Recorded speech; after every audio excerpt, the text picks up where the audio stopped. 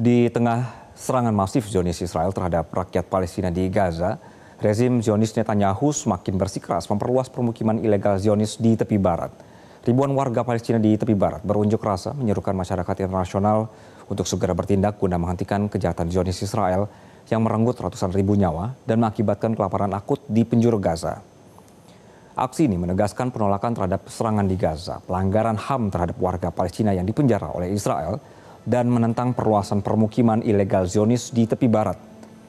Hingga hari ini, pemirsa, Zionis Israel masih menghancurkan dan menggusur paksa kem-kem berikut warga Palestina, seperti kem Jenin dan juga Tul Karim. من أجل التأكيد على رفضه لحرب الإبادة المتواصل ضد 2 مليون نسمة من أهلنا في قطاع غزة، ضد سياسة التجويع، ضد الانتهاكات والإعدامات بحق الأسرى في سجون الاحتلال، ضد سياسة الاستيطان المنتشرة والمتواصلة في مختلف المحافظات الفلسطينية، ورفضا لتدمير وهدم المخيمات وتهجير سكانها كما حصل في مخيمات جنين وطول كرم ونور شمس. Bicara soal dukungan terhadap Palestina, sejumlah demonstran ditangkap pada hari Senin di New York ketika berunjuk rasa menuntut diakhirinya genosida dan kelaparan warga sipil di Gaza. Para demonstran memblokir sebagian jalan di dekat Trump International Hotel and Tower sebelum petugas New York mulai mengeluarkan peringatan dan menangkapi demonstran. Polisi menahan para pengunjuk rasa dan memasukkan sejumlah demonstran ke dalam mobil polisi. Meskipun telah ditangkap, para demonstran terus meneriakkan yel-yel dan melanjutkan aksinya. Banyak di antara pendemo adalah orang-orang Yahudi yang menolak namanya diklaim oleh rezim Zionis Israel sebagai dalih untuk menyerang Palestina.